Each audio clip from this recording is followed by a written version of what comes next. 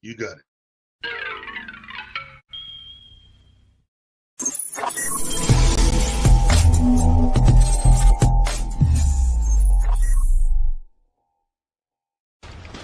Hey, Jack. All right. You got this stuff? Yeah, all cleaned in oil. Oh, yeah. Beautiful. Beautiful. Let's get it on. Who are these guys? It's my theme music. Every good hero should have some. Hot damn, it's time to get down to the jam. It's time to get down, it's time to get down, it's time to get down to the jam. I said it's time to get down to the knowledge, gonna get on down with the know. On the morning coffee show, on morning coffee with Keith, here on Pop Culture Minefield.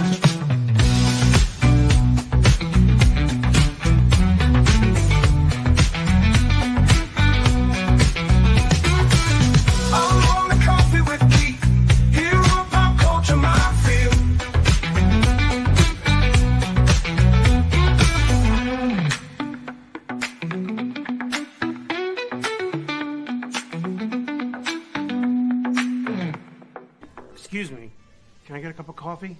Black? Can't you see we talking? White? Good morning, everyone. Happy Thursday morning.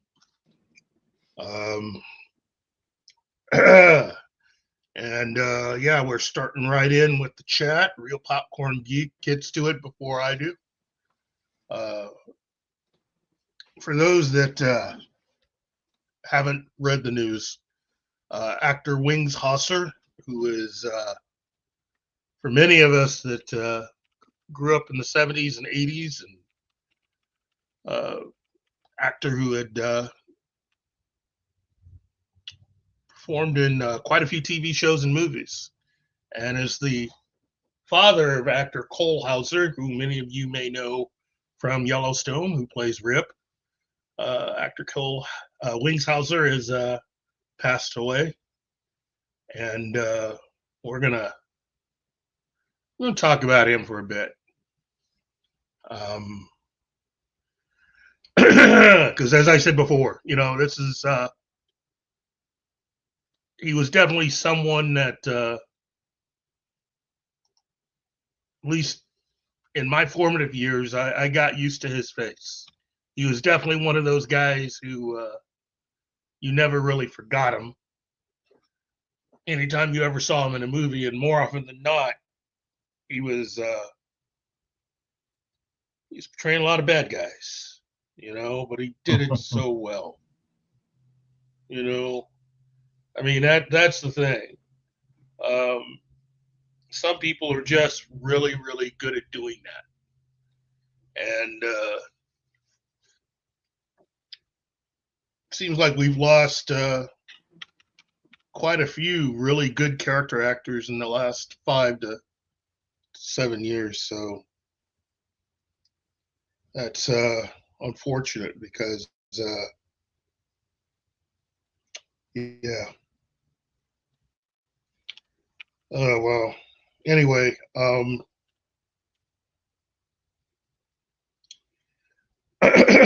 excuse me. It's just a lot to take in, especially as you're going to air. Do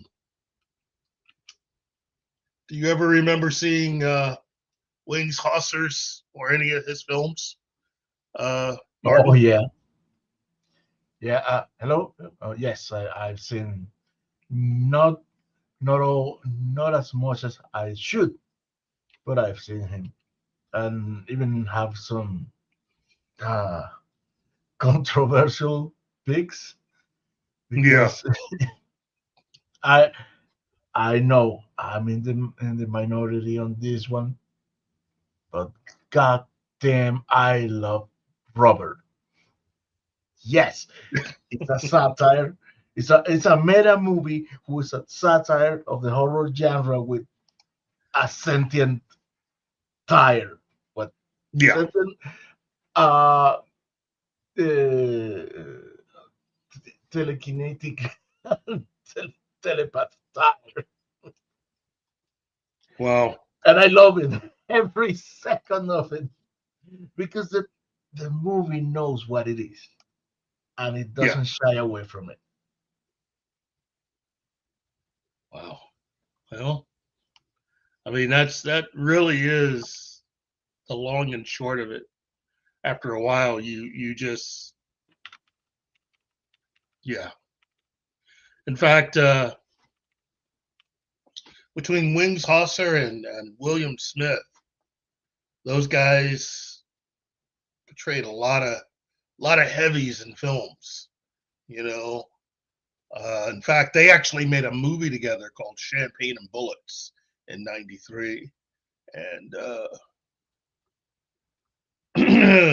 yeah, and we just lost William Smith back in 21. So just one of those actors who both of them are actors that you never really saw used, in my opinion, used enough. These guys were just good at what they did. And to get it back to Wings Hauser, he would show up in certain movies that something was going to go down. Something big. And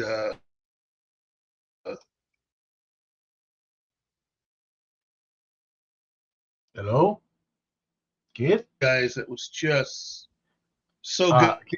We lost your audio for but so good. Can you hear me now? Yes, but we didn't catch any of what you just said. Oh. Well, I was just saying, he was just really good. Man, your audio is cutting out. How about now? Sounds better, but it comes and goes. Yeah, that's what she said. It comes and goes. But wow. Wow. Excuse me. But anyway, Hauser was born in Hollywood.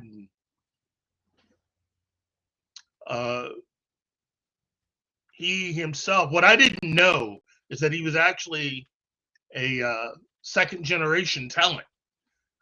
Turns out his father, Dwight Hauser, was a director and producer. And he has a brother named Eric.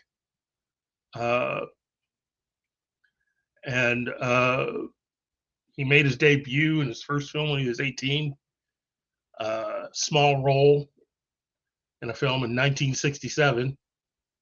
And it was called First to Fight. And then, spent most of his 20s working as a folk musician and busker.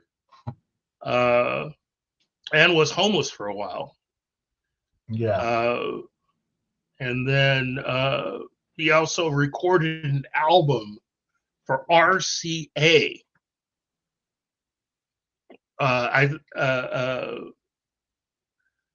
Let's see. The title of the album was "Your Love Keeps Me Off the Streets." And he recorded under the name of Wings Livin' Right, spelled Livinryte.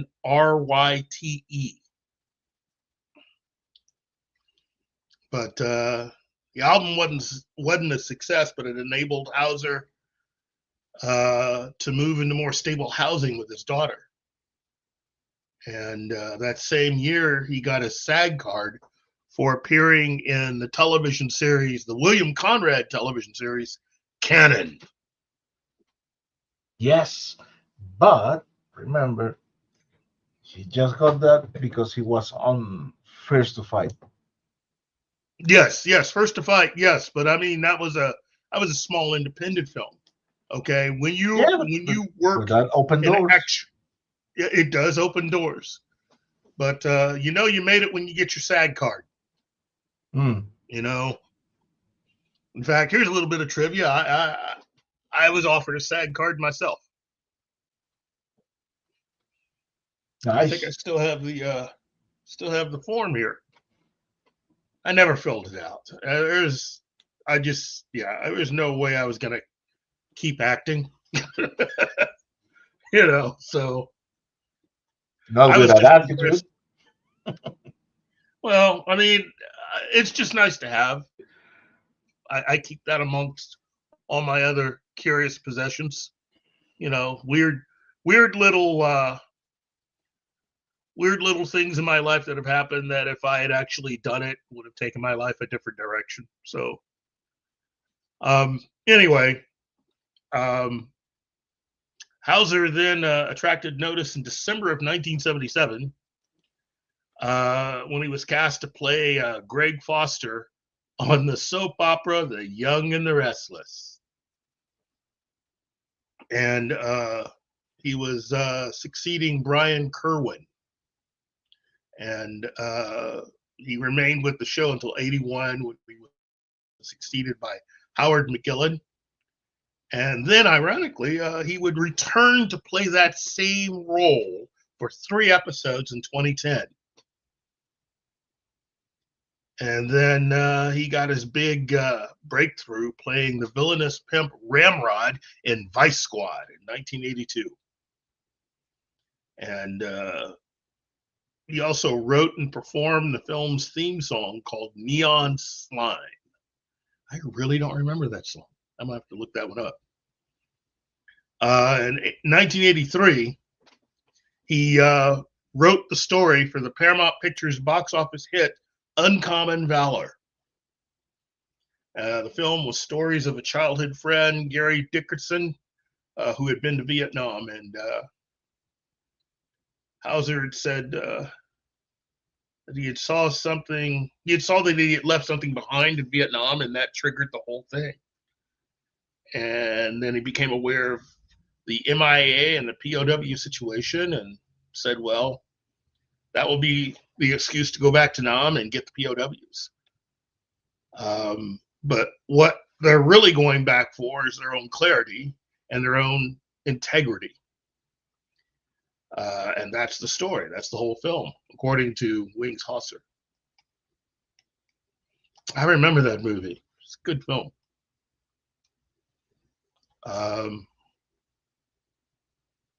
Good film, good cast.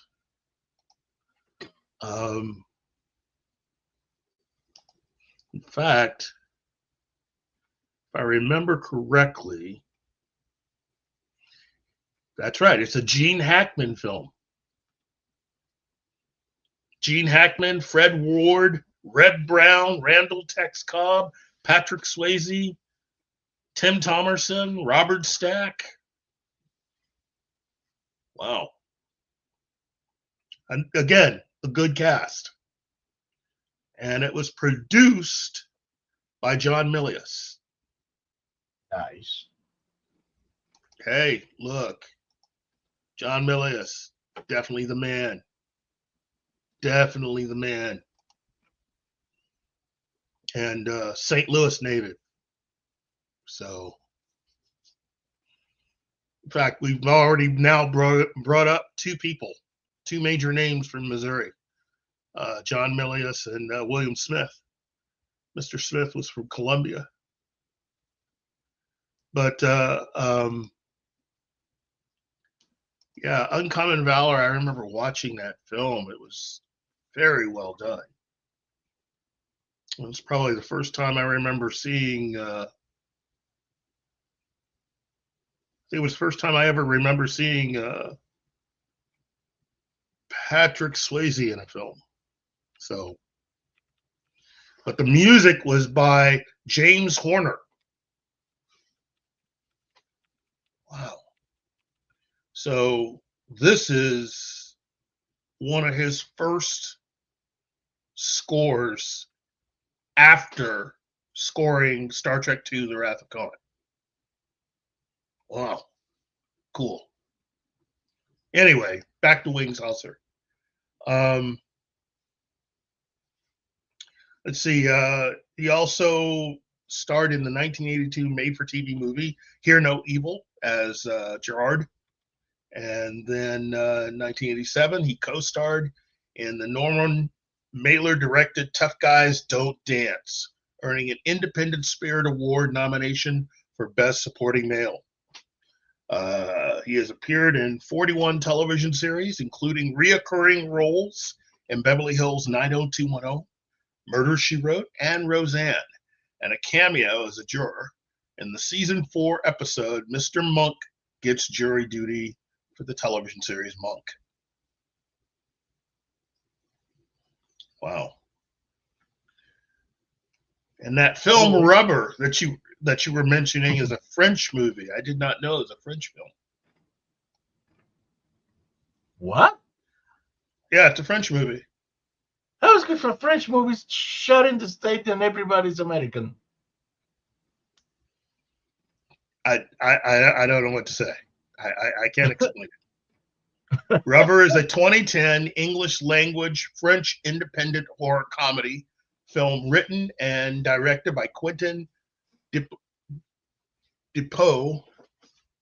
The film is about a tire that comes to life and uses psychokinetic powers to kill people. Yes, it is. Wow. Wow. Let's see. By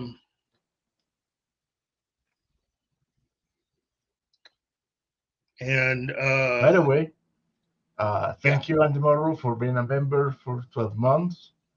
Yes. Keith, you have a message from Jason Knight. You should have kept acting.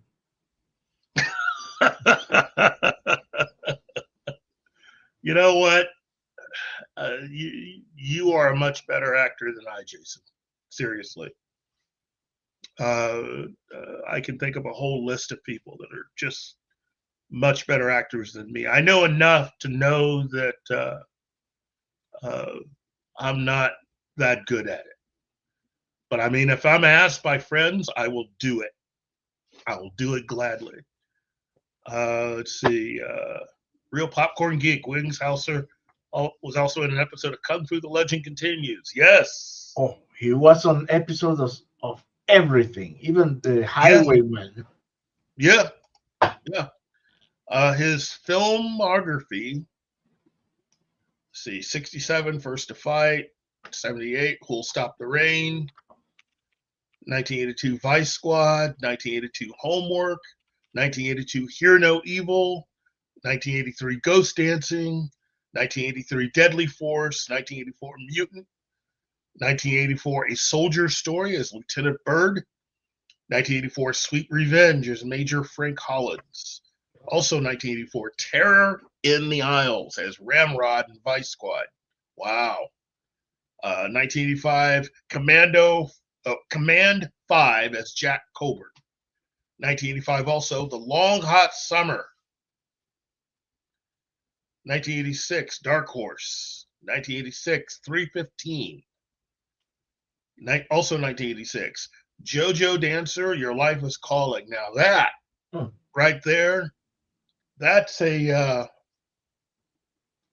cast, and that's a film. It's a Richard Pryor movie that my parents loved watching. It was directed, produced, and starring Richard Pryor, who wrote the screenplay with Paul Mooney and Rocco Upsetti. So it was his first and only directorial effort from Richard Pryor. Wow.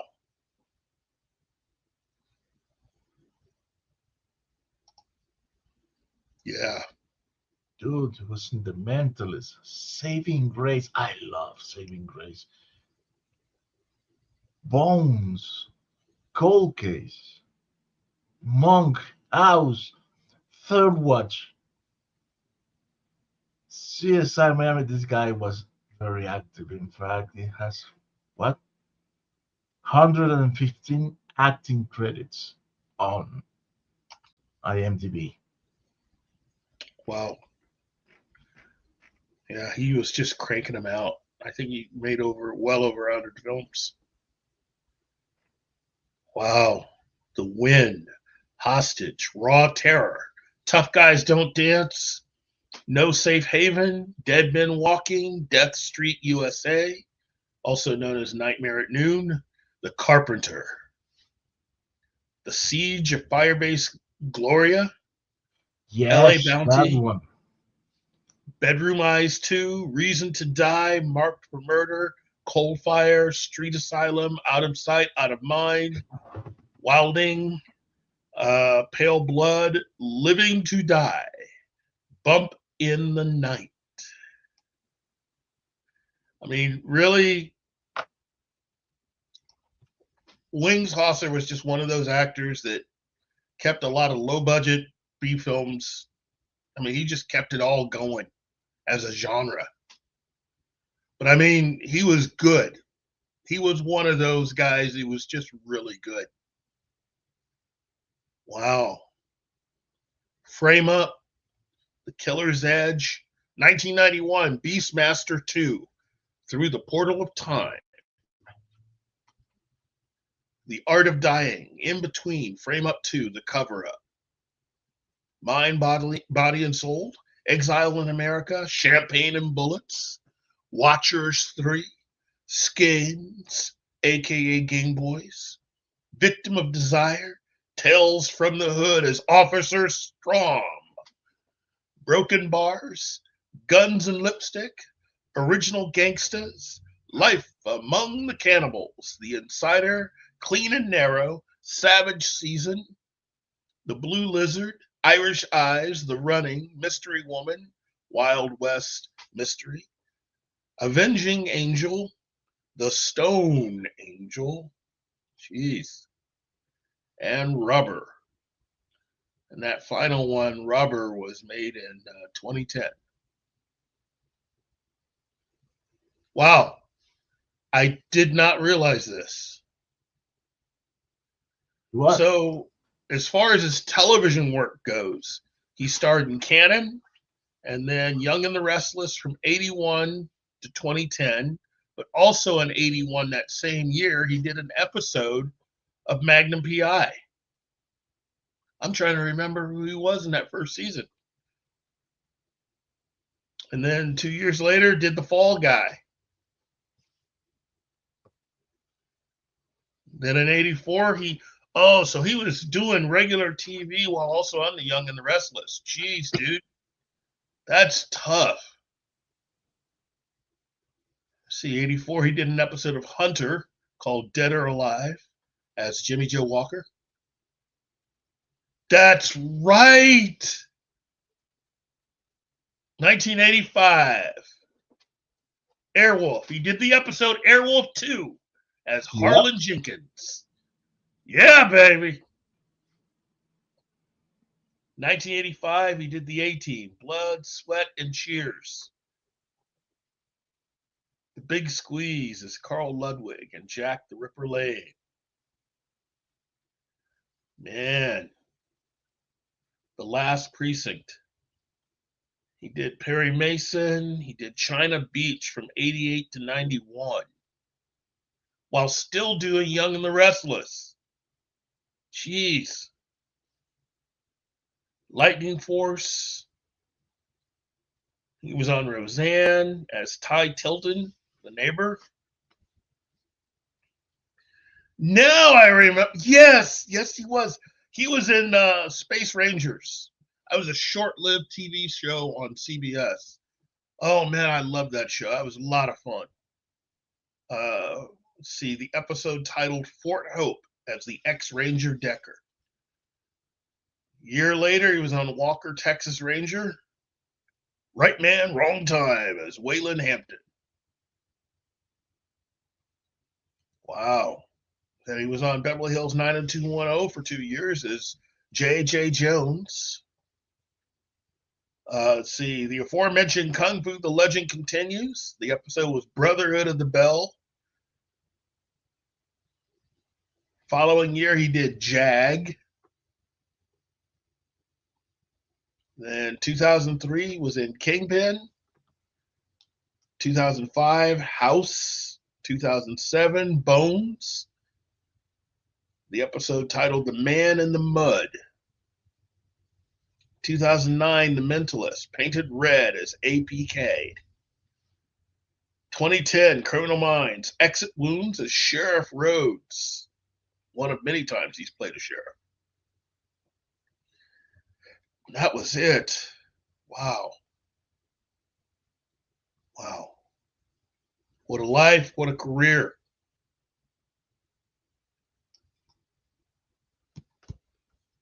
What a life, what a career.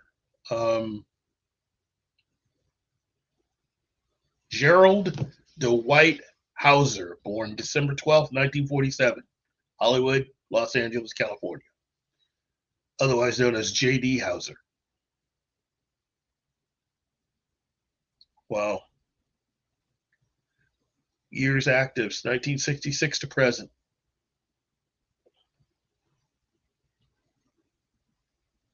He was married 4 times. And he had 2 kids. Yep. So, you know, I got to say, you know, everybody at least probably has at least one movie or television series that he did that they liked.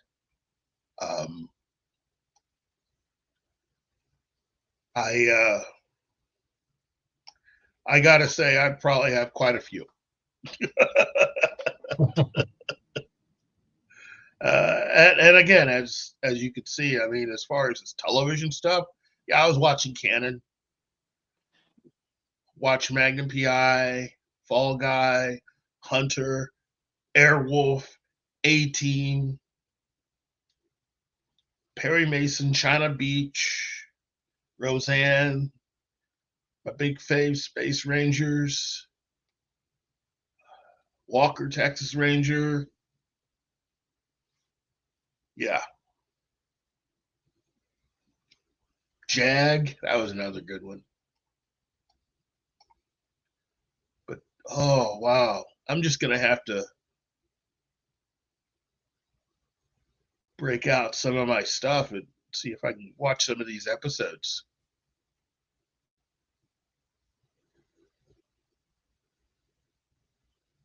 Wow. Airwolf. Jeez. Anyway.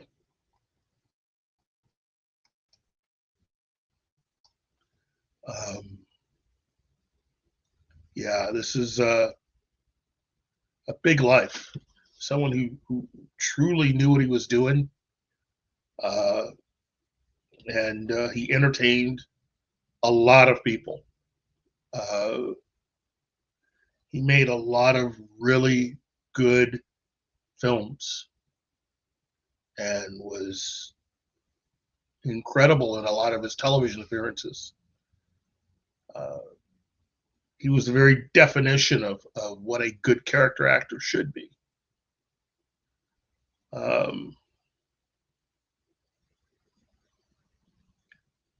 Yeah.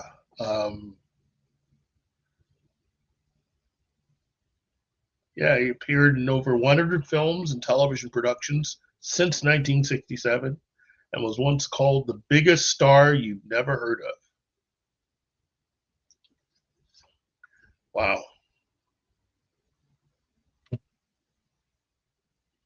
Just wow. But again, you know, another sign that time is passing. And hello, Penny, the lovely Penny. We are talking about, we are talking about Wings Hauser.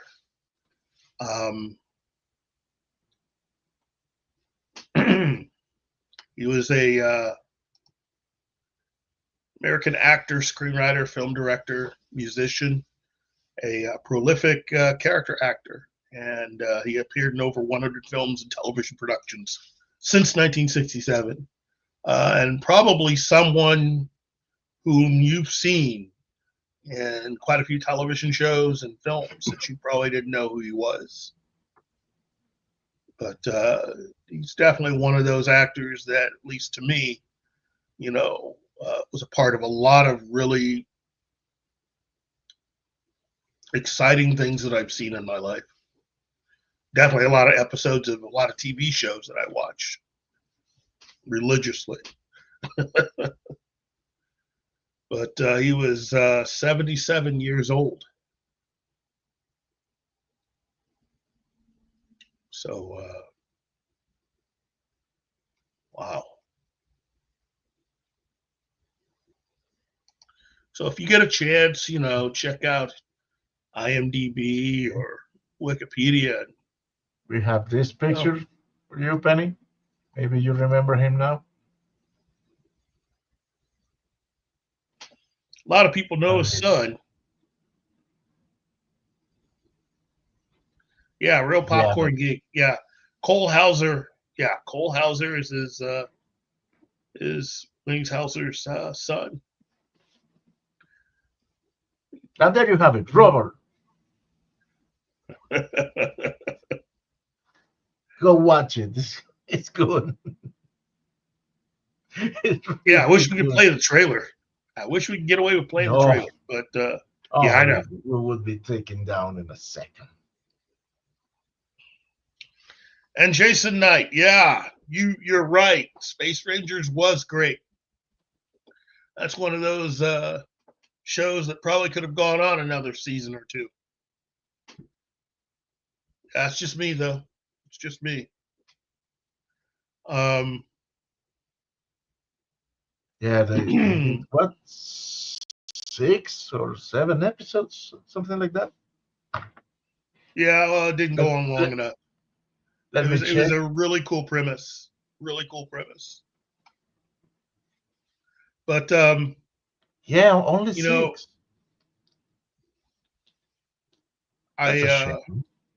It is. I would, if I had to pick one movie that I think everyone should watch, myself, would be Uncommon Valor. Because that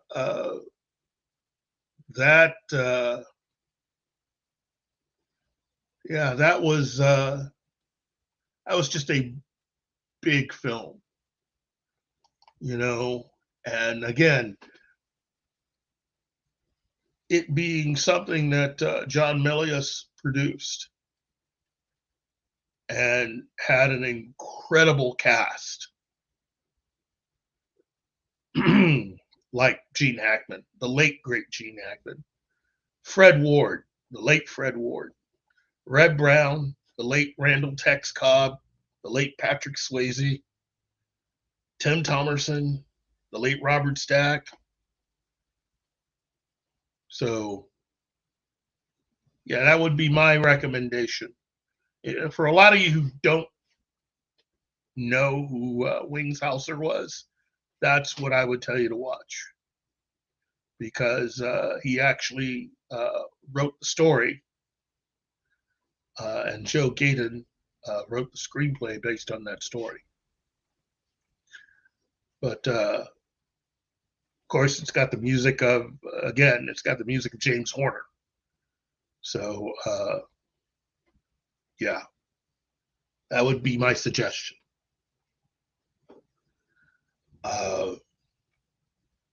And for those of you who collect television shows and have all those sets at your house, then I'd also recommend really the aforementioned shows, like episodes of Magnum PI, Fall Guy, Hunter, Airwolf, and the A-Team. I know all of those have been released, and I think Yeah, I think all of his appearances was in the first season of all of these shows. So, yeah.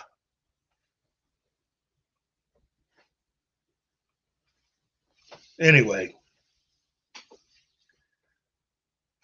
so rest in peace, Mr. Hauser. You will definitely be missed.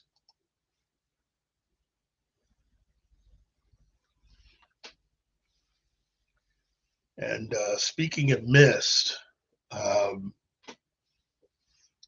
the last few years, it is definitely something that a lot of Star Trek fans would admit that it just feels like Star Trek itself has just been missing in action, especially since 2017. But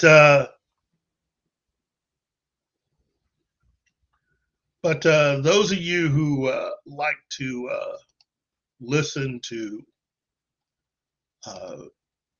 podcasts should probably check out the Katie Sackhoff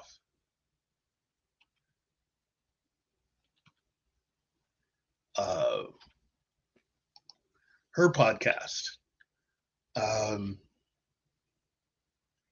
She you might know her from Battlestar Galactica, Riddick, The Mandalorian, and her other television show, Longmire.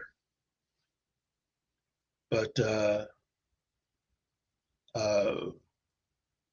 she has a podcast also,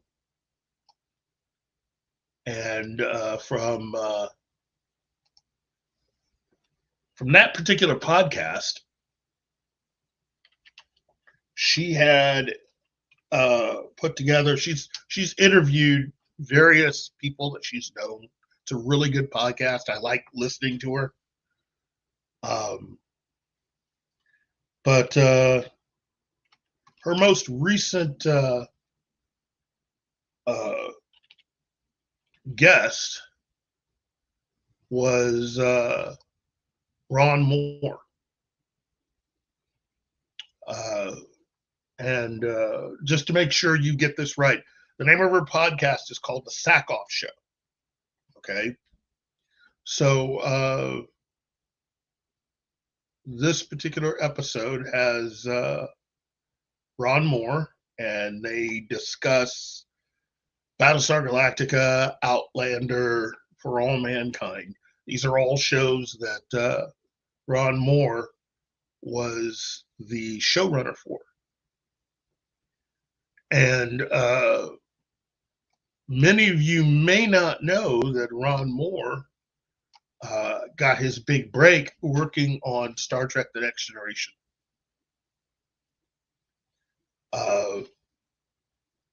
He was, in my opinion, he was part of a duo that was probably the real secret weapon of that show.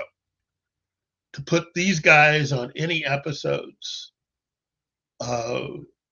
meant that you were in for a treat.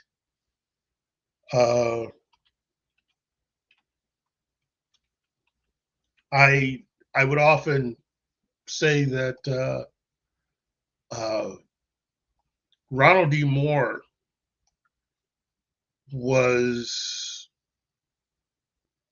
pretty much one of the closest thing to a sure thing when you see his name on the screen for any episode of Star Trek that he did.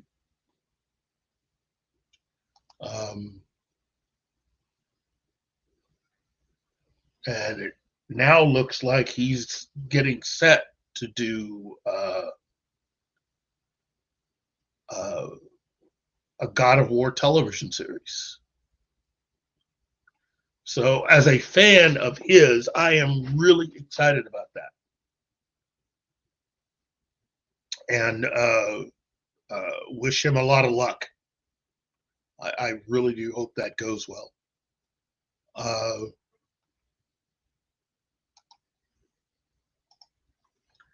I just think that it is difficult to be talented, truly talented, and to be appreciated for what you do. And especially from what I have learned over the years, these last few years in Hollywood, people who are truly geeks and nerds have had a field day. But behind the scenes, they are not really well liked. There's a lot of people who work in Hollywood that do not like people who truly are geeks and nerds. There's a lot of time spent making fun of people like that. And it's unfortunate because it also helps to explain the amount of jealousy behind the scenes and why so many producers and others can't wait for really the nerd spring to be over. You know, but people like Ronald D Moore, David Icke, Brandon Braga, Seth MacFarlane, even J. Michael Straczynski. They're everywhere. Geeks and nerds are everywhere throughout the business. And there's really, in my opinion, no way to truly get rid of them. But you can at least what they have been doing is replacing them with low to no talent people within the area of science fiction and fantasy, which is what we have gotten so far with the people who are currently running Star Trek. I've tried to avoid saying something bad, and I just can't. I just can't get past it. I mean, it's just, in certain ways, I'm kind of like, you know, I'm kind of like my other twin brother, Robert Meyer Burnett. It's just blatant how bad some of these people are, you know. But there is some good news. Now, since the whole thing about the takeover of Paramount, the new people that want to take over Paramount and run everything have a particular idea of what they want. And for the most part, they, like Robert Meyer Burnett and Trek fans, longtime Trek fans, and myself, they aren't really happy with what has been presented. They're not happy with it at all. And so the idea seems to be at this point, in the most latest update I can give you, seems to be that they've given the people of Secret Hideout and Alex Kurtzman, the guy that actually runs it, they've got two choices: the window or the stairs. No, I'm kidding. They've got two choices, basically. And I wish those were their two choices. But the two choices are they can play everything out until it ends. And as of right now, there's only two things left besides you've got two things left. You have Strange New Worlds, and you have Starfleet Academy, which is a show that is yet to premiere. Starfleet Academy is actually set in the Discovery universe, though. It's a continuation of Star Trek Discovery. Ah, nice. And so Skydance, the company that is taking over Paramount, has given them a choice. They can complete everything until everything's done. And what I mean is, and this is going to come as a shock to a lot of you fans of Strange New Worlds, but season 5 will be their final season.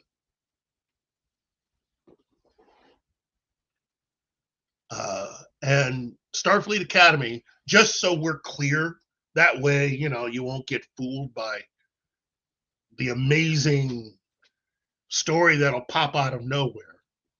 But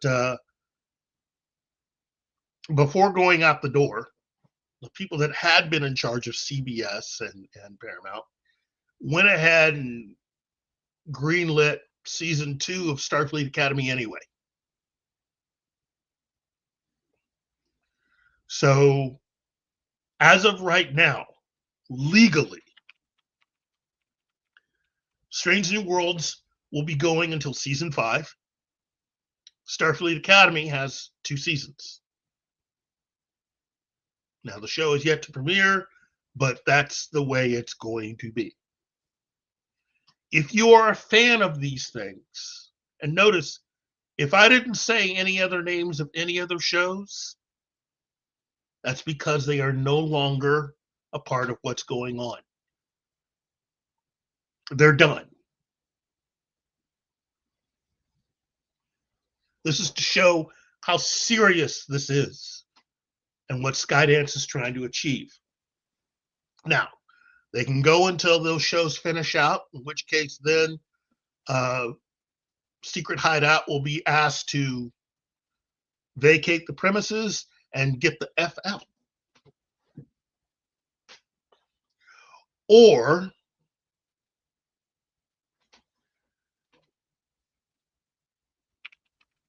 they can take what's behind door number 2.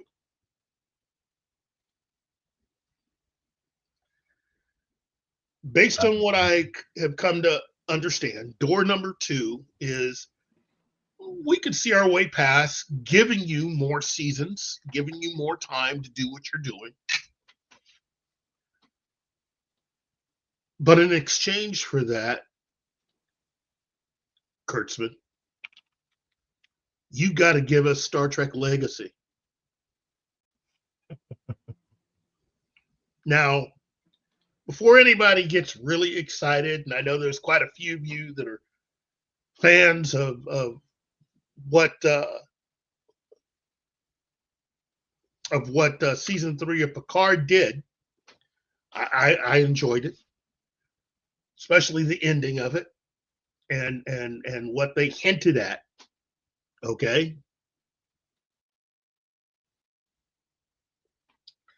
but here's the thing. Terry Matalas, the man who was actually responsible for that, because Alex Kurtzman dragged his feet and decided to go ahead and make his Section 31,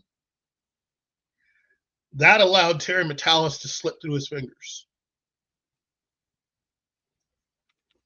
Mr. Matalas is currently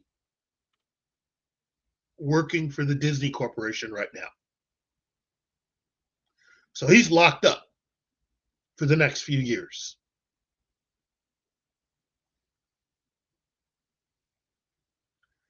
And Skydance wants this done. They really want this done ASAP. They would really like to get an answer on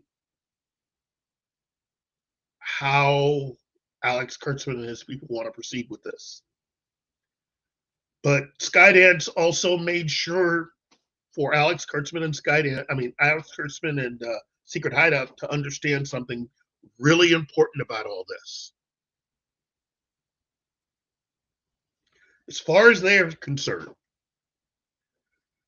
they don't just want them to make it. They want to make it good. They want something that the fans of Picard Season 3 expect this to be. No more of this tomfoolery stuff. No more of this trying to own the haters stuff. It's like Gary and I and others have been saying, you are spending other people's money.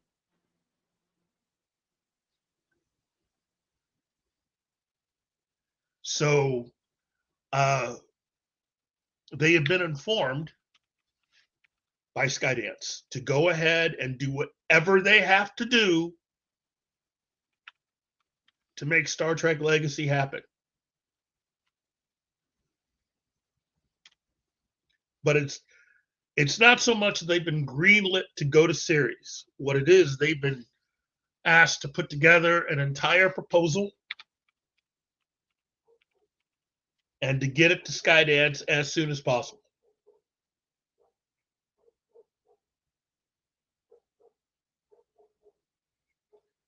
Now, what I have heard is the future of everything Star Trek, if you are a fan of what Secret Hideout and Alex Kurtzman have been doing, or you're a fan of Strange New Worlds, I'm going to tell you this.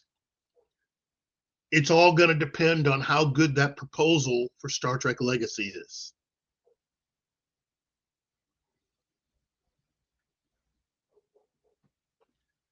Because David Ellison and his people, I'm sorry, if you are a fan of Star Trek the way it's been presented since 2017, then look, you've had a nice long run.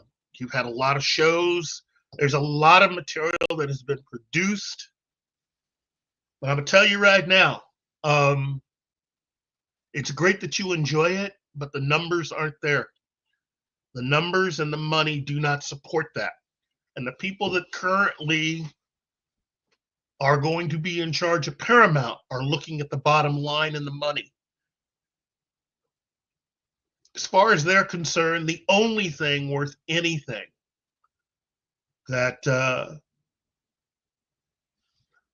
they could achieve right now is to get Star Trek Legacy up and running.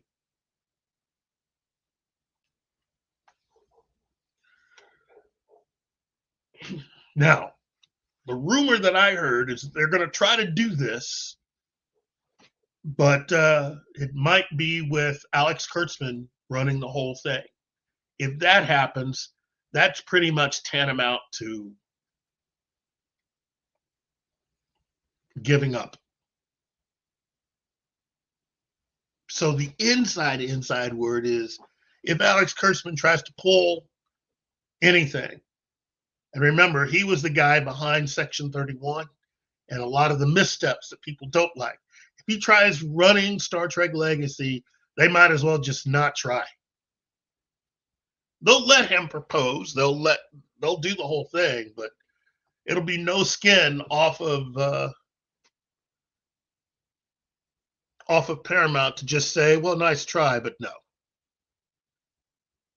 I don't know. I say let him. Oh, they'll let him propose. No, let they him. Won't give let him. No. So he. No, they won't give him the money. No, they won't give him the money. That's already been established. They should. No, they should. They've lost so they can become like Obi-Wan. I know. People love it. Because his failure will be complete. His failure is already complete. You know, look, I'll tell you what I've learned and what I understand is that David Ellison, who will be running Paramount, what I've heard is that he personally does not like Alex Kurtzman. He must like good shows. So that's already a major strike. And having gone through everything, having looked at Star Trek over the years, there has been a noticeable downturn within the fandom and within how popular these shows have been. The merchandising, first and foremost, is not selling. In fact, they have been losing money. And if you're the one that's buying into all of this, you want to start making money. And you're going to be looking at the people that have been running it these last few years, and your only question is, what's going on? What's happening? Because this used to make money. And I know there's some people out there that want to say, well, this entire franchise is over 50 years old. Doesn't mean anything. Does not mean anything. Yes, because models and kits and toys of the original Enterprise are still selling out. So, original classic Trek still sells. But even that has been affected, just like with Star Wars, even that has been affected. Overall sales for all things Star Trek merchandise are down.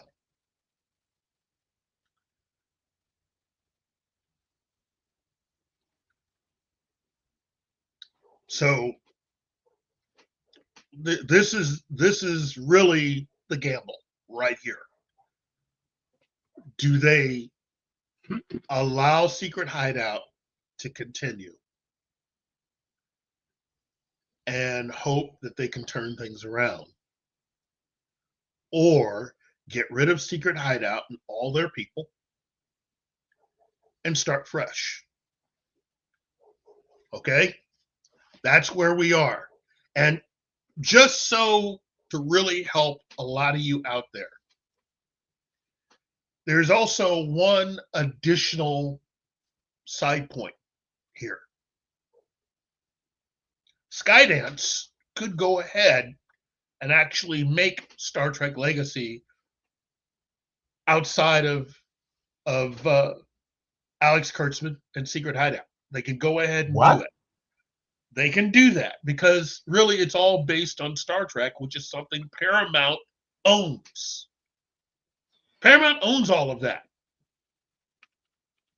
Okay? Yes, that is theirs. No, they can go ahead and make it. I'm about to explain how this works. There is a major trade-off, though. There is a way that they can go do this. But what that would mean is that considering that Skydance really deep down doesn't want anything more to do, in my opinion, just interpreting, they don't want anything more to do with Alex Kurtzman. They would be able to find a way of producing Star Trek Legacy without using any of the original ideas that are a part of Secret Hideout. And as I've explained, as Gary and I have both explained, what that means is any characters, any ships, any designs, anything that comes from Star Trek itself that were a part of Star Trek prior to 2017, Paramount can continue to go forward with and use that. So the entire Next Generation crew, Picard, Crusher, Worf, the Rikers, Data, Geordi, they all move forward. Along with Seven of Nine, Tuvok, because these are again all characters that you saw in Picard season 3. Okay? Mm-hmm. Notice who I am not mentioning.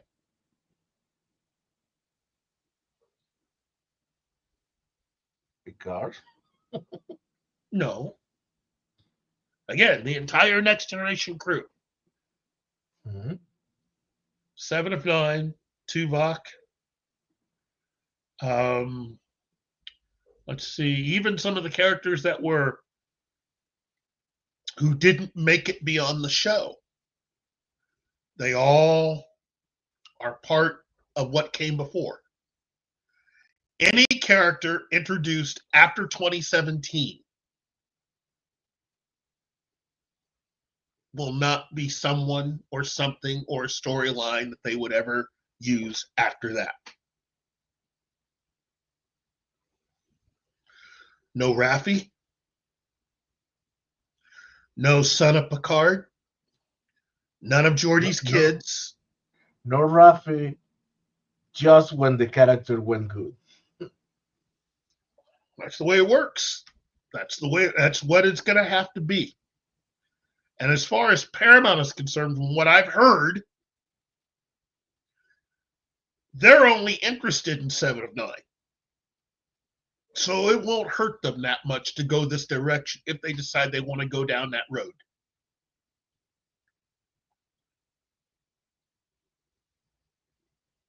Well, I don't want and to. Well, here's the other thing. They've already redesigned the main ship. If you remember, part of the plot for Picard season 3 is that the Titan got a redesign. That ship is not the same ship that Riker was the captain of. So and they can't use that ship design either. That's also under. I mean, it's based on the Star Trek designs. It's a pity. But they can't use that actual set, and they can't use that design. Now, they could design a ship that looked more like the Titan, as described in many of the books and everything, pre-Alex Kurtzman, pre-2017. I like the Titan. Well, the way the Titan was before season 3 of Picard, yes. And I would tell anybody, including yourself. No, but I like the new Titan. Yeah, well, now rechristened. Yeah, and now rechristened what it is. They can't even use that. They can't use the uniforms. They can't. None of that stuff. Any characters, anything introduced under Alex Kurtzman originally can't be used, or they won't use it because they don't want to give Kurtzman any money and they don't want to give him any credit. I get it. So, however, yes, I still have my soapbox. I still say it was a colossal mistake to kill Captain Leon's show. Yeah, but look at it this way: you can't use him anyway. You could invite back many of these actors, but they would have to play different characters.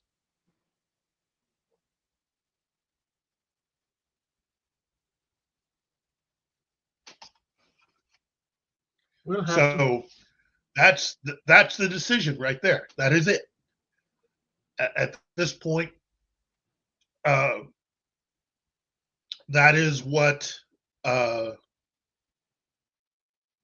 Look, if that's the price to get rid of Kurtzman, is what those are the orders. So those are their choices, and they have until December to make their choice. One way or another, Star Trek is going to be going through some changes. Yet again. Well, they're going to have to do it anyway because they've lost way more money. Prior to 2017, the projections for Star Trek, they were making a lot more money before Kurtzman came along. This has been nothing but bad for them. And according to Netflix, outside the United States, none of this stuff works.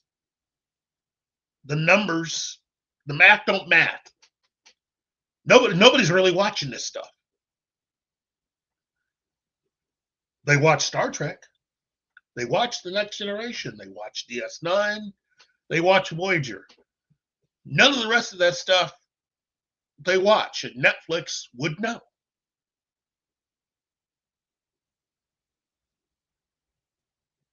Now, I said all of that to come back to Ronald D. Moore, who, when being interviewed on Katie Sackhoff's show, after everything he's done, admitted that he still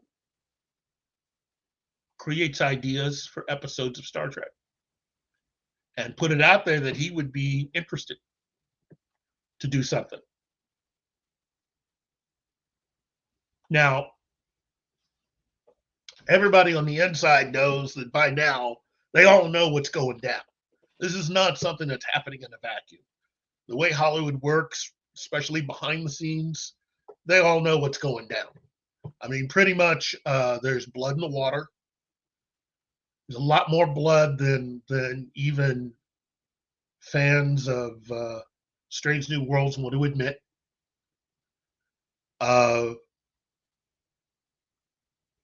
This is a wounded, dying franchise under Alex Kurtzman.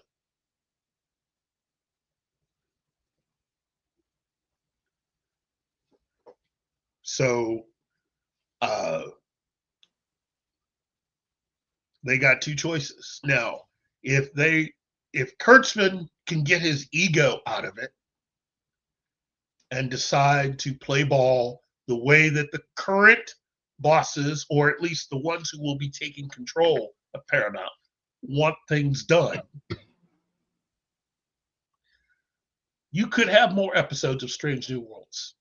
You could have more episodes of Starfleet Academy.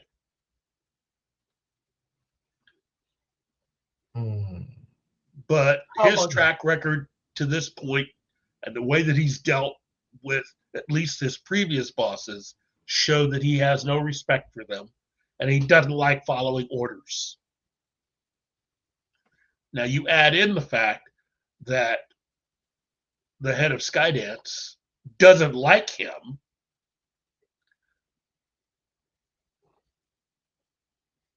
Now, personally, I think what's going on is they're just going to they're giving Alex Kurtzman an opportunity, but they're pretty much expecting him to screw it up.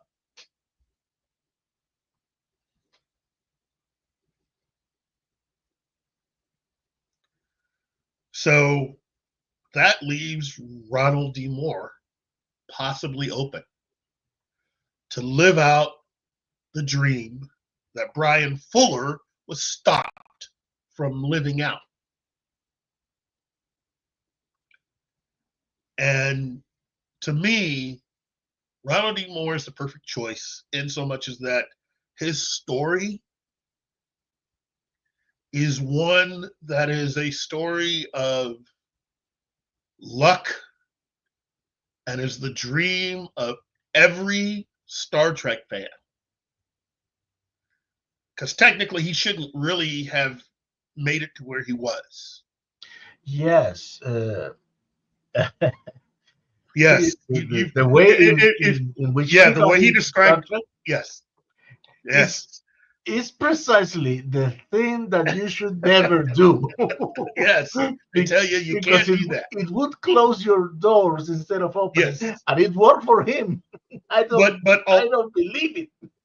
But also his explanation was also the other thing was the fact that the writers that he was surrounded by were nice enough to were nice to him. They also helped him. So it was that, and it was timing. And yes. he credits all of that. And then, meeting Brandon Braga and the two of them becoming the dynamic duo of Star Trek. Ironically, like a really talented version of Orsi and and Kurtzman. Roberto Orsi, who just passed away a few weeks ago, the former writing partner and creative, who for years, in my opinion, was the real fan of the two of them. You know, in my opinion, Alex Kurtzman is a deal maker. That's what he does. That seems to be his superpower. He can make deals. He can go to offices. He can make pitches. He can make deals.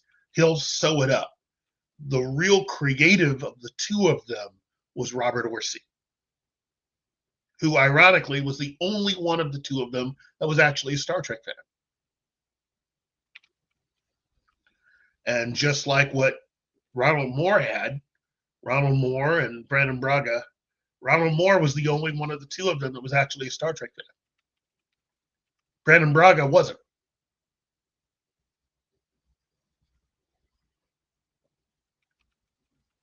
Rick Berman, who was actually in charge of Star Trek, didn't really grow up a Star Trek fan, which explains the reason why he and Brandon Braga hit it off.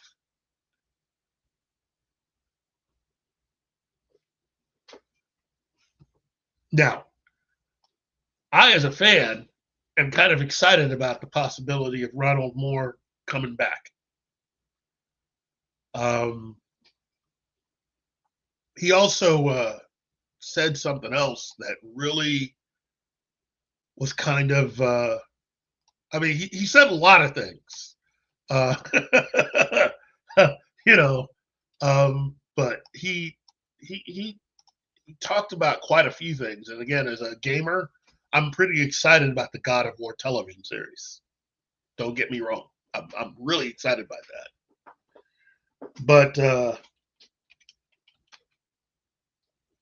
But I will say this. I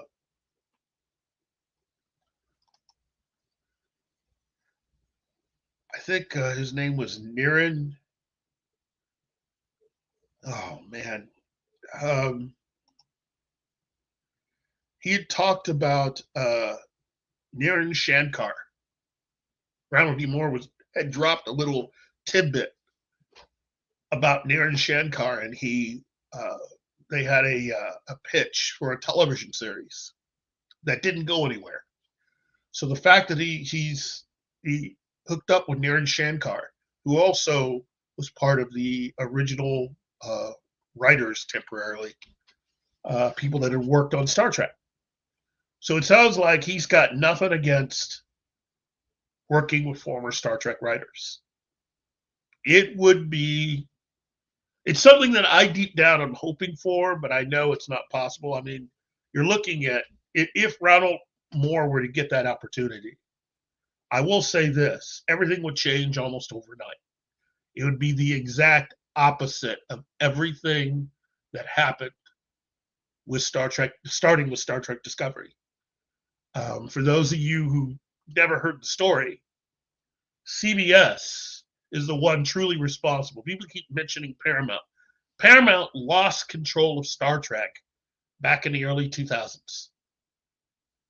CBS had been running every decision about Star Trek has really been from CBS. And yes, that CBS. CBS Television Network, CBS this, yeah, that CBS.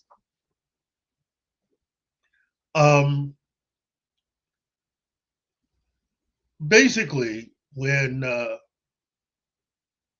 after they had already started work and went through everything that they were going to go through in developing Star Trek Discovery, they had a massive, they had a meeting with all of the companies that made all their big merchandise.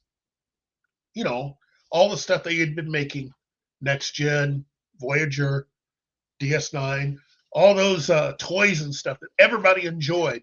They had a massive meeting before, leading up to, this is before Discovery premiered.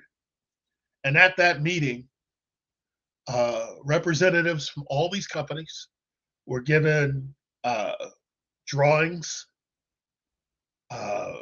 I think, a part of the script, and I think watched at least one clip from what they had already filmed of Star Trek Discovery. And to a company, they all said no. They said it wasn't going to work. They tried to warn CBS that this was not something that is going to sell. Now remember, forget everything else. These are not people that are quote unquote fans. They're not paid to really be fans, but they do know something about selling merchandise. They knew the audience, and they knew from the get-go that this was not going to work, which is the real reason why you didn't see a lot of Discovery and Star Trek related merchandise from Alex Kurtzman from the beginning. A lot of those companies have never come back. And the idea is that, at least to me, you officially announced that Ronald D. Moore is coming back with a brand new Star Trek series. Almost all that's going to come back. And you cannot tell me that a lot of you fans out there wouldn't be excited.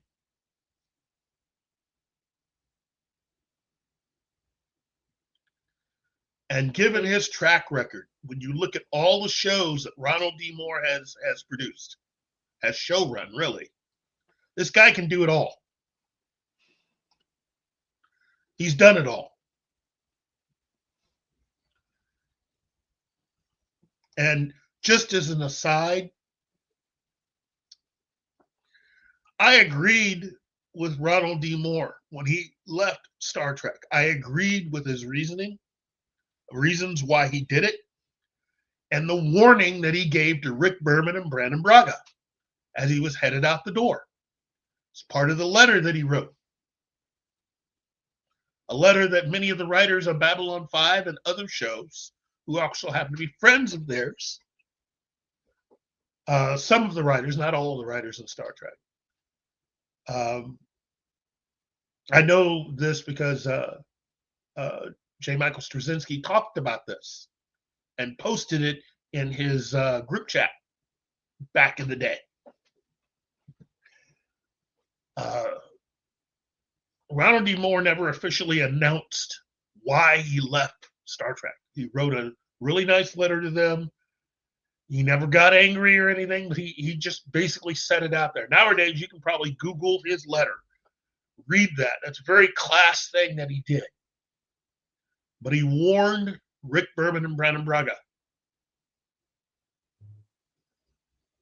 that their upcoming Star Trek series was not going to really work. He warned them not to do it because it was going to backfire, and it was going to cause more problems down the road for Star Trek. And he was right, in my opinion. I'm not saying that I hated that show that they did, but Ronald D. Moore was right. It caused way too many problems. Star Trek should never, ever, ever be a show that goes backwards in time. It should always move forward. Always move forward. No property should go back. That's right. Well, it will always create problems. Always. That's right. That's what he told them. That's what he told them. He said, you do this, you are opening up an entire can of worms that you just won't be able to undo a lot of the damage you're going to do. Because the only thing you're going to end up doing is messing up everything you've already done. Yep. And that's what happened with Enterprise. Ronald D. Moore quit because part of his deal that he made for re-signing to stay with Star Trek was that considering that he and Braga wrote some of the biggest episodes out there, their stuff was really popular. He wanted a commitment from Rick Berman that when it came time to develop a brand new Star Trek series, that he would be a part of the group that would develop the series. And it looked like Berman said, yeah, that'd be part of it right there. Except that didn't happen. Berman was meeting in secret with Brannon Braga to develop this new show that they eventually called Enterprise, without Ronald D. Moore's participation. That's why he left. And understanding how much of a Star Trek fan he was, and the irony that the two guys, Rick Berman and Brannon Braga, who did not grow up as Star Trek fans, were doing this. There you go. So I don't think there's any hate between all those guys now. I mean, all these years later. But I think the success that Ronald D. Moore has had post Star Trek pretty much proves that he was right.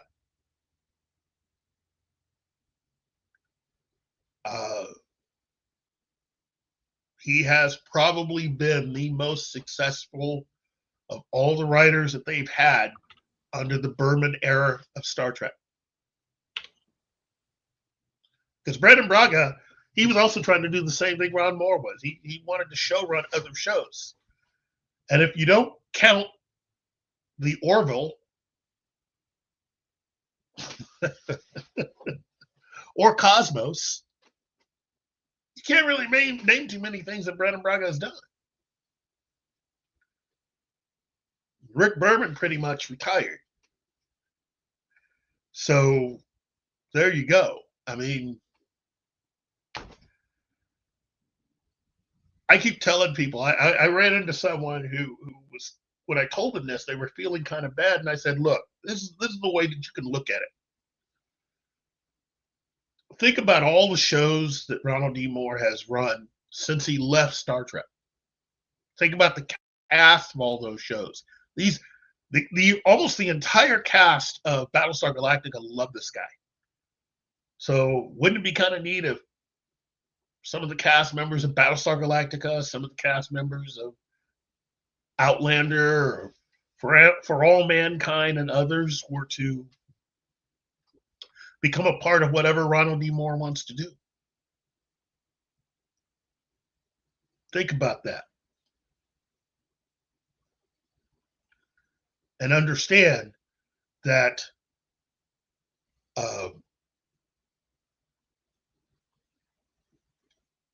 there was a plan to do something kind of sort of like that before. You know, he's not the only Star Trek fan that found himself on the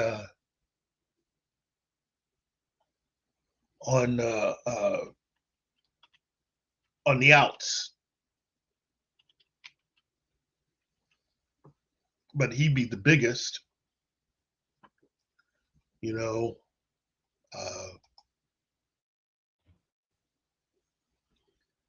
Brian Fuller had talked about what he had been planning for the original version of Discovery. And it just seems to me that he was going to try to do something along those same lines. I would not be surprised if, not so much during the first season, but during the second season, Ronald Moore would probably have scripts written by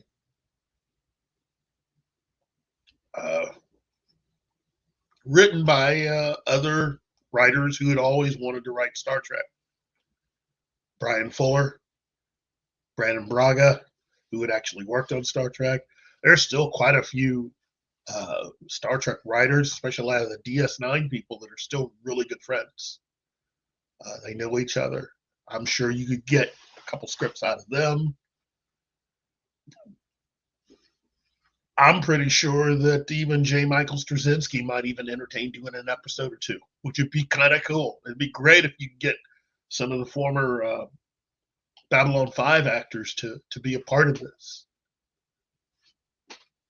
Don't play with They're my they're feelings. but that's the thing. It's all open. It's the future is wide open under Ronald D Moore. It just is. And as a fan, you get kind of excited. Just let your mind move with all of that. And it just gets, yeah. Now, I know, there are going to be those, it's like, well, there are all these projects that, they talked about with Secret Hideout and stuff they could do and blah, blah, blah, blah, blah. Yeah, blah, blah, blah, blah, blah. Look, they've had years to get things going. And more than once have there been certain things that Alex Kurtzman has decided he didn't want to do. I think continuing to go down this road with Kurtzman and Goldsman and all of their ideas, that's just a road to nowhere. And as much as I loved Picard season 3, and I liked what Star Trek Legacy could be, to me, that's a fair trade. Seriously. That is a fair trade. Giving up Star Trek Legacy to get a real future back for Star Trek. Look, at this point, we all know what's really going to happen and why Kurtzman has been fighting. He knows that they're going to basically take all his stuff and relegate it to its own universe. Although I've never understood why that's a bad thing. Seriously. I've never understood why that's a bad thing. You've created a side universe for Star Trek that is all your own. It'll be all the Kurtzman verse. I don't see why that's a bad thing.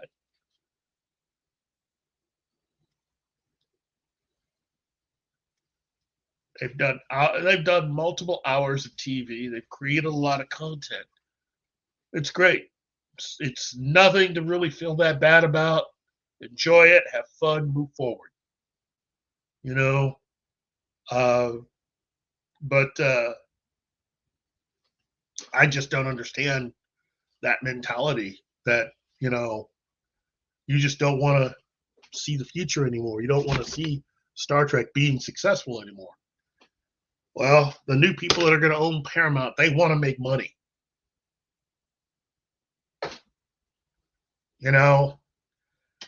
Alex Kurtzman has burned a lot of cash and ruined a lot of deals. It's time that he and all his characters there's an exit. It's time for them to use it, in my opinion. I mean, they can go ahead and try to make a pitch for Legacy, but we all know that Kurtzman and his ego won't give Paramount what they're truly asking for. They won't do it.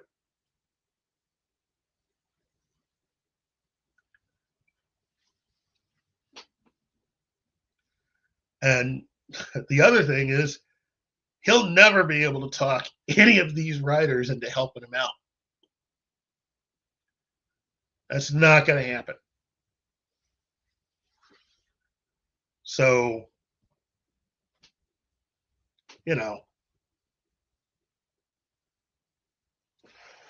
I see what you're saying, Shinosky, and that's great. As far as Paramount's concerned, I think they just want to fix Star Trek and move forward. I think ultimately what's going to happen is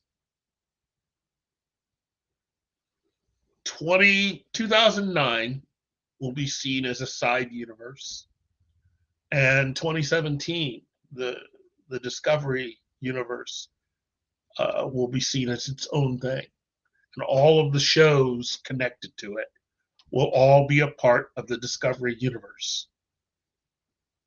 it all ends with Kurtzman. So I know some of you enjoyed some of the other shows, Lower Deck and all that other stuff, and that's fine. You know, I've seen it, didn't think it was that funny. I really didn't. Yeah, well, here's the thing. Jerry Ryan wants to do it. The people that are in charge of Paramount want to see it. I'm sure Jerry Ryan has had her own talks with the new owners.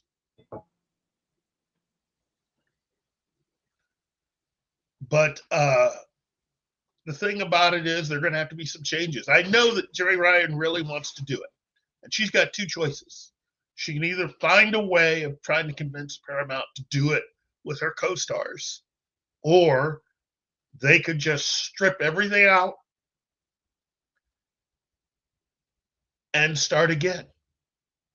That's also going to mean a new backstory for Star Trek Legacy. You can't use any of those characters, with the exception of 7 of 9. So she's in charge of the starship. She's the captain. And really, based on what I've heard, Paramount wouldn't mind that at all. They would not mind just building a brand new series around Jerry Ryan. And then coming up, because really, when you think about it, it's been a few years since Picard season 3.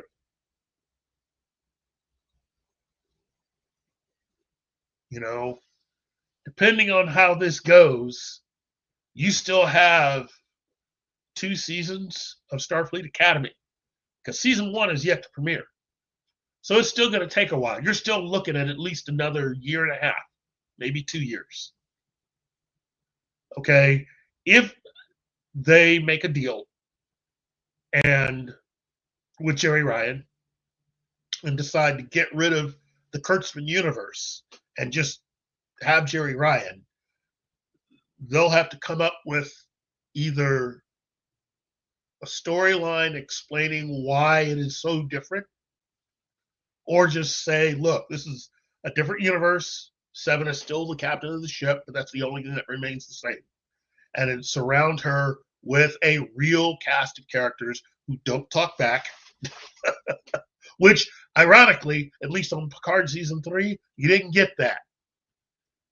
You know, they still acted like a real Starfleet crew. No back talk. Just everybody doing their job.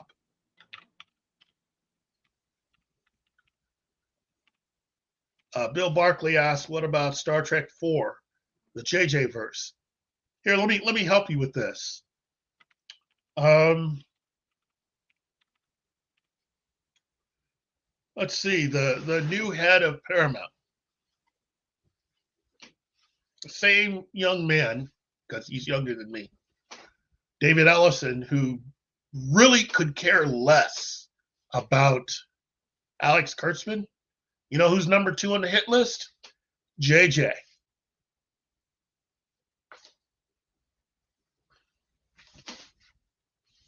So there you go.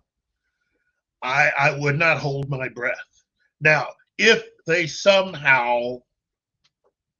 Kurtzman can somehow do a deal and manage to stay with Paramount a little longer working on Star Trek, they might be able to do something.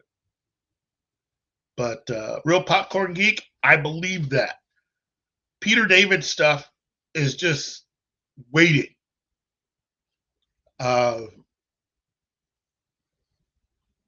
Unfortunately, if they end up going more in the direction of Kurtzman, you know, they've already killed off one of the characters that Peter David wrote so well. See, I keep wanting to.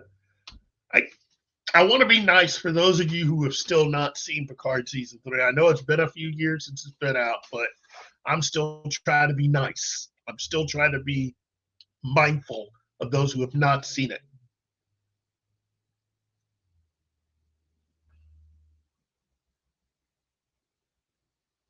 Yeah, the New Frontier, Real Popcorn Geek. Mackenzie Calhoun. Great character. If they end up adapting that, that'd be fantastic because there's no way Alex Kurtzman could do it. Under the Kurtzman universe, one of the main characters for the New Frontier books, he's already killed off.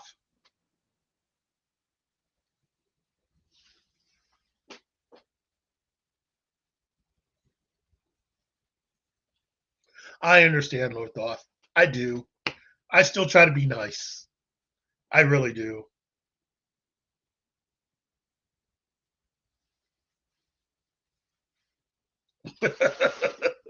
That's just who I am. I try to be nice. I really do. And yeah, I agree, Sentai Ranger Donnie. There were people that did not like the final season of Picard. I'm not saying that Picard season 3 was perfect. That was not perfect. It had problems. Parts of that story were drawn out a little bit more, you know. And I could feel it on one or two of those episodes. They were just spending time to spend time because they needed to hit a certain number of episodes, you know. Picard season 3 was basically Next Generation season 8. Yeah, season 8, Kurtzman style. Prodigy was season 2 was basically Voyager season 8. Yeah, season 8, Kurtzman style. There's a lot of that stuff that again I was just not a big fan of Kurtzman stuff. It seemed vapid to me, hollow, and not very well done, you know. Anyway, but that's what I bring to you. A little bit of hope. I hope that what little I've at least told a lot of you Kurtzman fans, look, I'm not against you all as a group at all. My problem with new Star Trek is always focused squarely on Alex Kurtzman and all his writers. I have never had anything against any of the actors or any of the people that made costumes or any of the visual effects or the set designs or whatever. I've never had a problem with any of that stuff. But for the amount of money that they spent, and they did spend a lot of money on all this stuff, especially Star Trek Discovery, and to have the scripts be that bad consistently, I mean, is just unreal. That is money wasted. That literally is money wasted, in my opinion. If any of the Kurtzman actors think that they could actually, want to stay with Star Trek, I'm sure Ronald D. Moore would be happy to have them. The dangerous thing is working for someone like Ronald D. Moore would show them how bad the scripts they had have been. You know?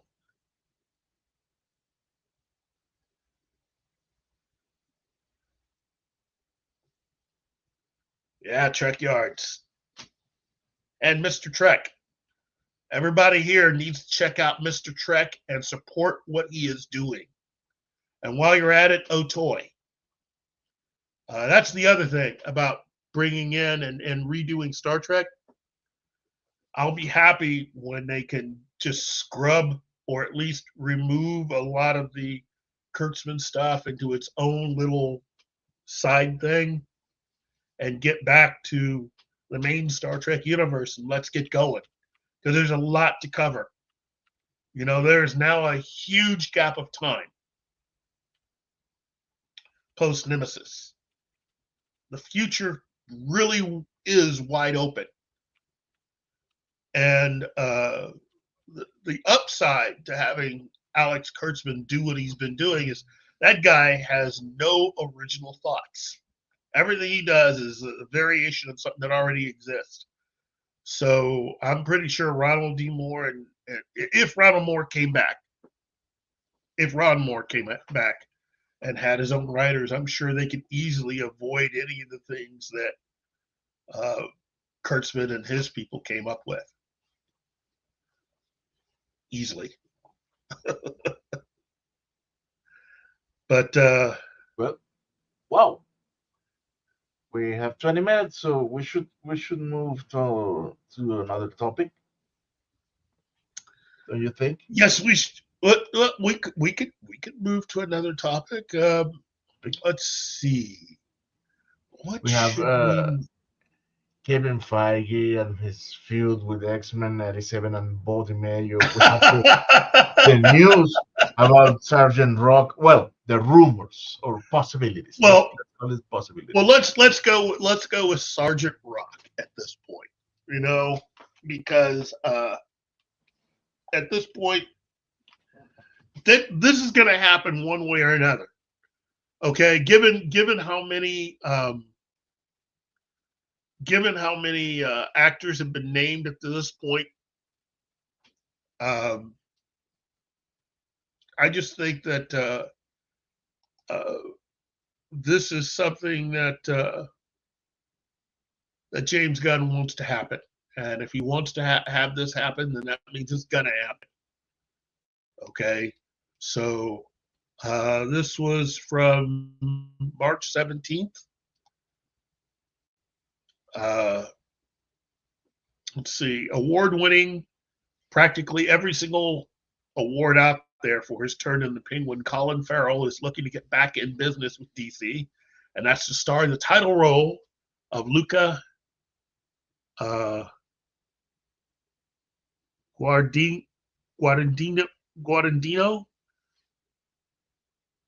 Yeah, I really need to learn how to say his name properly. His version of Sergeant Rock. Note, this is different. This is a different part of the DC verse, with the Penguin attached to Matt Reeves' The Batman sphere, whereas Sergeant Rock is part of DC bosses James Gunn and Peter Safran's DCU. Different things. Scheduling for the film, which Farrell wants to do, we hear, has to be balanced with his busy fall.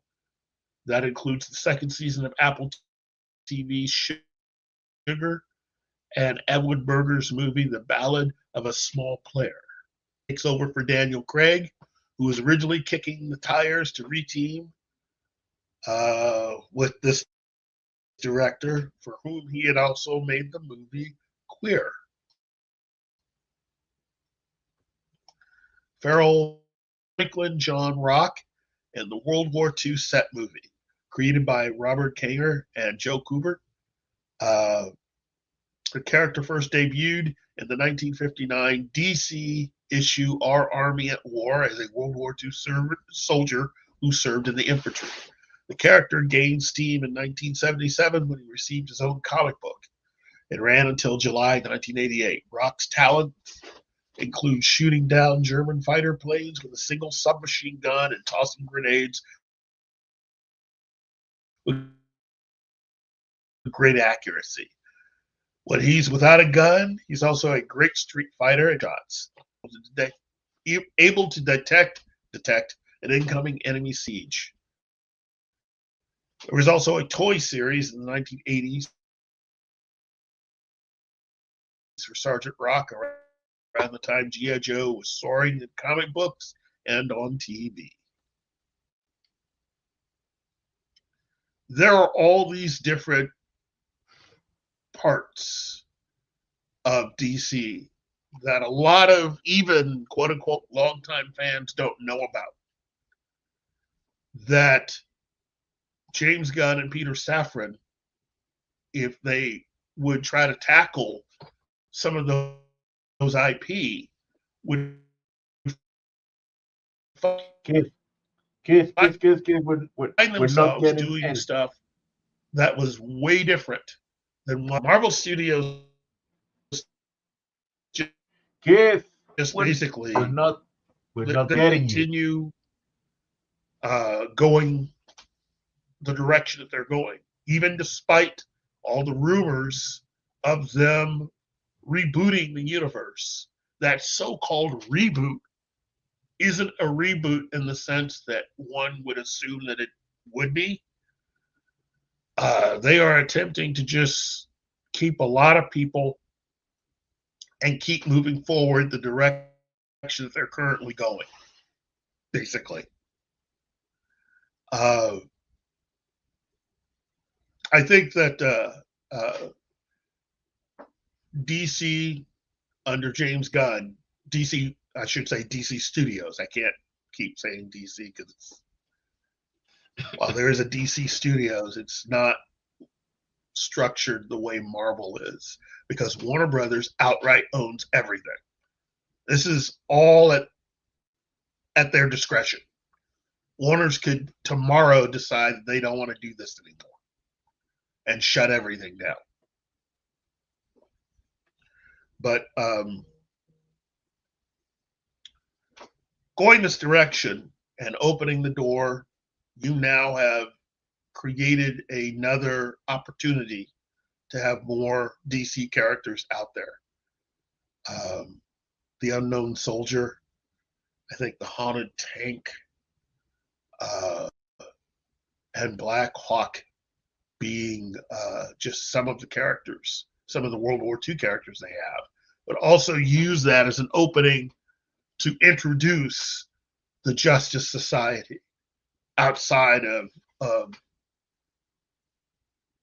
the sphere of influence for the main DC studio line of films that the upcoming Superman will be a part of. But you can go World War II, you can go cosmic, you can go fantasy, you can go. I mean, you know, there's all different ways you can go. A lot of the DC IP, including in the area of horror and magic. So there's a lot of different things that they could do if they would just adapt those things. I'd love to see a House of Mystery television series, and just make your main character John Constantine. That's it. just John Constantine. I know they're not going to do that because it looks like they're going to go ahead and it looks like they've gone ahead and given the green light to the Keanu Reeves movie sequel. But it would be great if they could do a House of Mystery television series with the comic book version of John Constantine. And that would allow them to set up and introduce a lot of the mystical, magical side of the DC universe, as well as a lot of those characters, like Etrigan the Demon. Anyway, so there you go. That's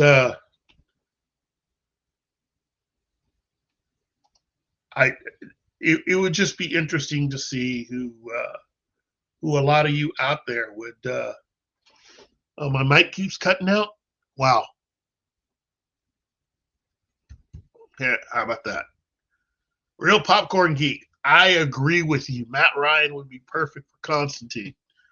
But I'm not sure, you know. I mean, if you're going to do this, you probably need someone that's just a little bit younger and they would probably be looking to cast someone in their 30s to do it. So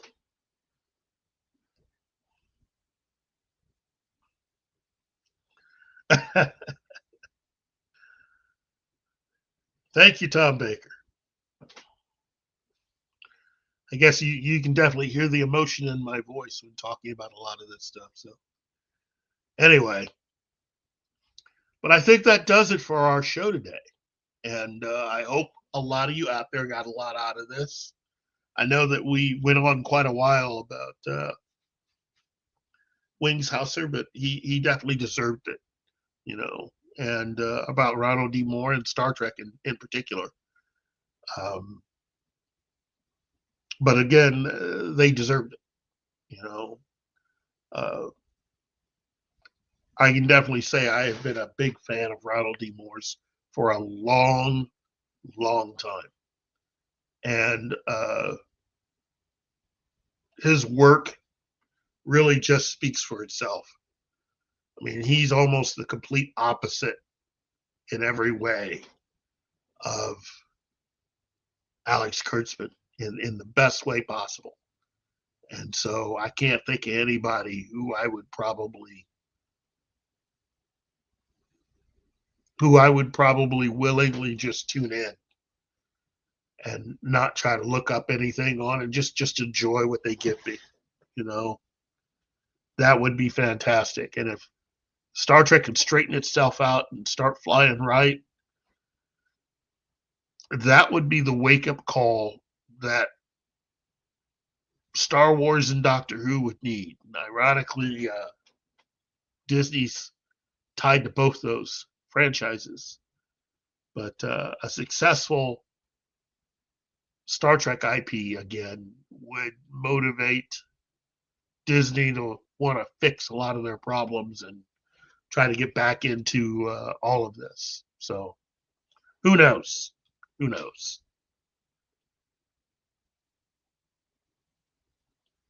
Well, I want to thank everybody for enjoying today's show and listening to me ramble on and on and on. I want to thank Martin. I hope you feel better, buddy.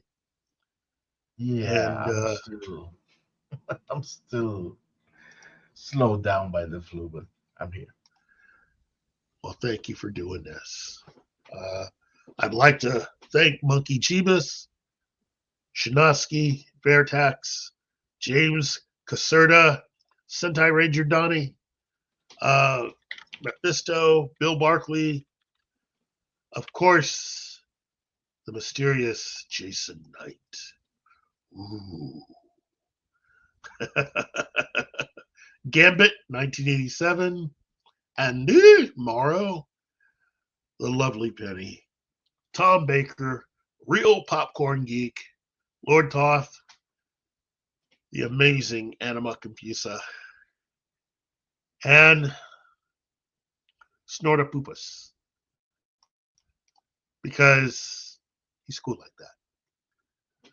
And I want to thank you out there. Don't forget to like, share, subscribe. If you really enjoyed this show, don't hesitate to drop me a line. Tell me what you thought of the show. You liked it, what you didn't like, whether or not you're a true Alex Kurtzman fan, and if so, I feel bad for you. No, I wouldn't do that. But I would go further. Anyway, look, all I can say is I just hope you have a really, really nice day.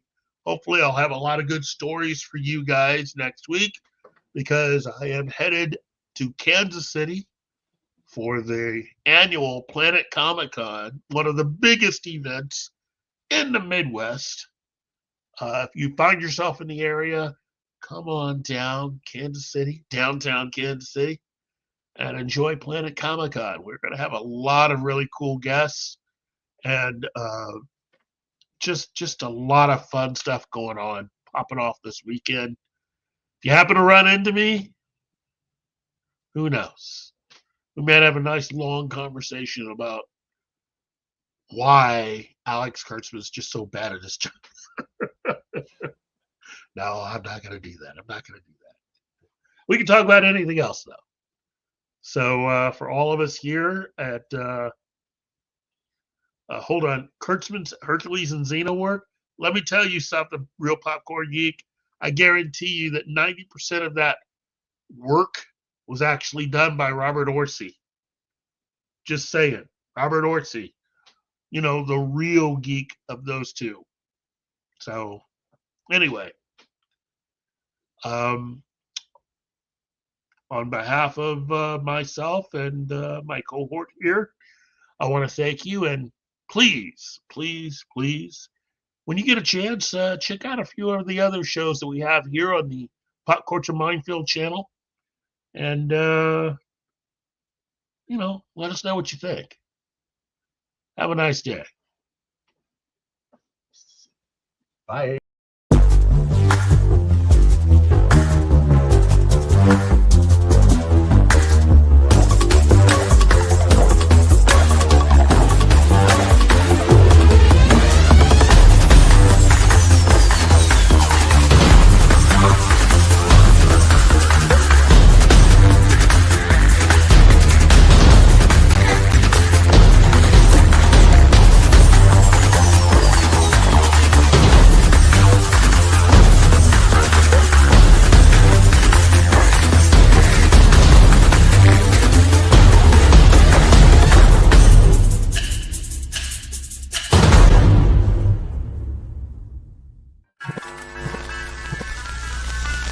Y'all come back now, you hear?